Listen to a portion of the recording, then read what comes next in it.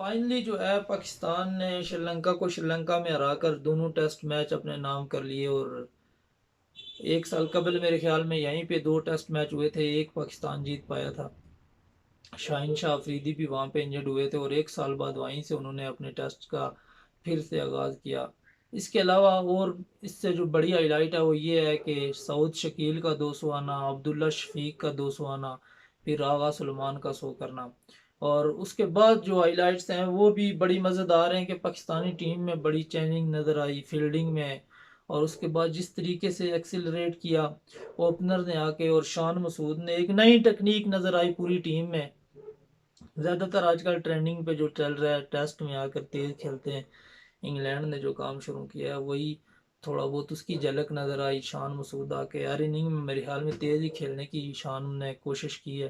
तो ये बड़ा इम्पैक्टफुल रहा, एक नई चीज़ दिखी पाकिस्तानी टीम में। उसके बाद सऊद शकील का जो 200 था वो बड़ा कमाल था, क्योंकि जो टेम्परामेंट उन्होंने शो किया है नंबर 5 पर खेल के पहले 100 करना, फिर वहां से इनिंग बिल्ड करके 200 तक ले जाना, ये एक बहुत बड़ी महारत की बात है। क्योंकि टेल एंडर्स आपके साथ खेल रहे होते हैं, आप ज़्यादा देर तक उन पे रियलाइज़ नहीं कर सकते।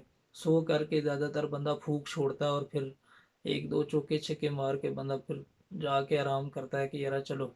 नसीम शाह ने बड़ा साथ दिया, और नसीम शाह का भी इसमें बड़ा हाथ है 200 करवाने में, क्योंकि बड़ी देर तक खड़ा रहा। 196 पे मेरे ख्याल में आउट हो गया था नसीम शाह, उसके बाद मुझे बड़ा डर लग गया था।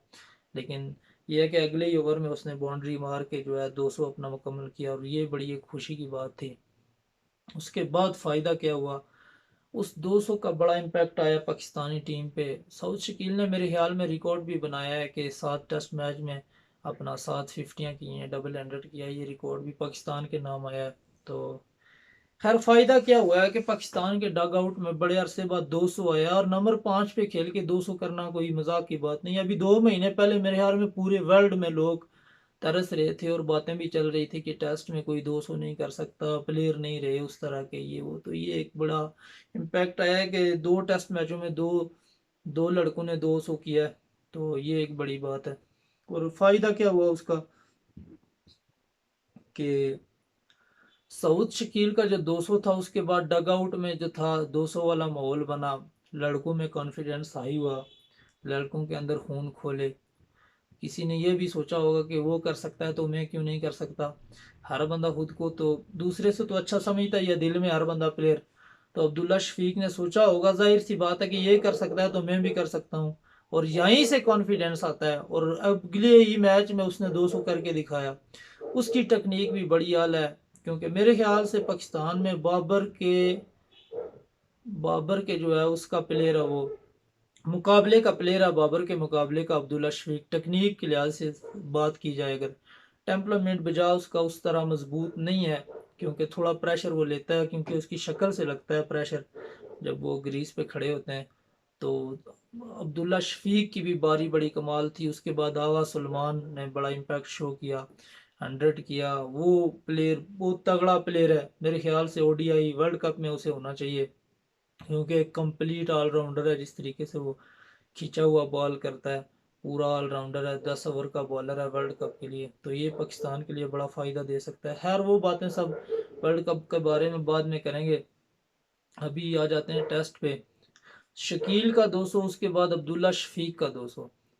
अब जो अब्दुल्ला का 200 आया उसमें शकील का बहुत बड़ा हाथ है, क्योंकि उसने कॉन्फिडेंस दिया, टीम को बताया कि 200 मैं मार सकता हूं तो तुम भी मार सकते हो, और मैं नंबर 5 पे खेल के 200 मार सकता हूं तो तुम तो ओपनर आते हो भाई, तुम तो मार ही सकते हो। तो उसने भी मार दिया। और मैं गारंटी से ये भी कह सकता हूँ कि हो सकता है कि अगर नंबर 2 पे खेलता यही शकील तो उस दिन ये 300-350 स्कोर भी कर सकता था। जिस अग्रेशन के साथ वो खेल रहा था, जिस मचोरमेंट के साथ वो खेल रहा था, वो उसके लिए 300-350 कोई बड़ी बात नहीं थी उस दिन। और अब शकील की वजह से 200 आया अब्दुल्ला शफीक का। अब इन सारों के पीछे की कहानी क्या है, इन सब को बनाया किसने है? इन सब को बनाया बाबर ने, क्योंकि बॉलिंग में तो खैर पाकिस्तानी पेसर शुरू से ही अपना लोहा मनाते आए हैं, और स्पिनर्स भी, ये वकार भाई थे, उसके बाद वसीम अकरम, शुएब के ना आया, शुएब अख्तर है, अपना आसिफ आया है, आमिर है, बहुत सारे बॉलर आए हैं। खैर और बैटिंग में जाहिर सी बात है आईसीसी रैंकिंग में हमारा उस तरह पाकिस्तान से कोई नहीं रहा। जब बाबर ने आईसीसी रैंकिंग में जिस तरीके से अपने कदम जमाए उसे देख के फिर इमामुल हक दूसरे तीसरे नंबर पे रहे ओडीआई में अभी।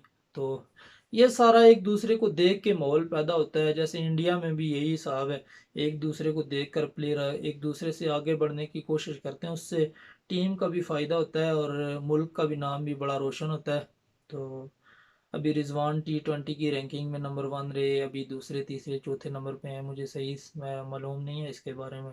तो ये बड़ी चीज़ें होती हैं जब से बाबर ने आईसीसी रैंकिंग में अपने कदम रखे। उसके बाद पाकिस्तानी प्लेयरों औरों को भी, फ़खर जमान मेरे ख्याल में दूसरे तीसरे नंबर पर ओडीआई में है। तो ये सारी चीज़ें एक दूसरे को देख के होती हैं और ये बड़ी खुशाइन बात है कि लड़के इस तरीके से आगे बढ़ने की कोशिश कर रहे हैं। खैर वीडियो ज़्यादा लंबी हो रही है, थोड़ी सी बात सरफराज के बारे में कर लेते हैं कि सरफराज का बड़ा रोला पड़ा था उस दिन के। सरफराज को सर पे बॉल लगी, वो फिर रिटायर हार्ट होके बाहर चले गए, एक दो चौके भी मारे उन्होंने, तीन चार चौके मार के।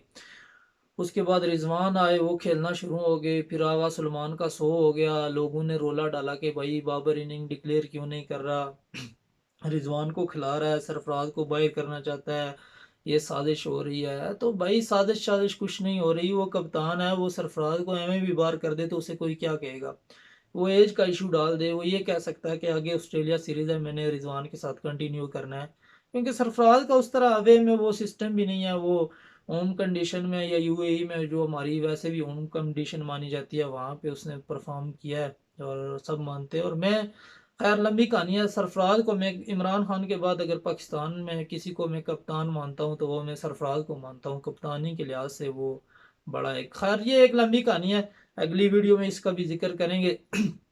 तो ये कुछ नहीं होता कि बाबर फलां कर रहा है, कप्तान को करने दो यार, थोड़ी मर्जी, इतना तो कप्तान का बनता है, बाकी कप्तान भी करते हैं। और ख़ास करके जब आपके पास टाइम हो तो थोड़ी बहुत तफरी तो बनती है।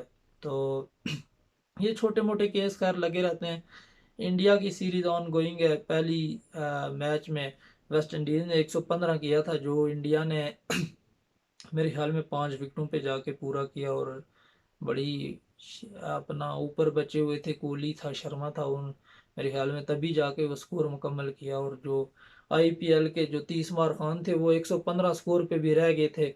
115 पे भी ईशान किशन ने मेरे ख्याल से 50 किया था एक, उसके बाद दूसरा मैच हुआ भी और वही आईपीएल के सूर में जो थे उन्हें मौका दिया गया प्रॉपर, तो वो 185 पे फिर से ढेर हो गए।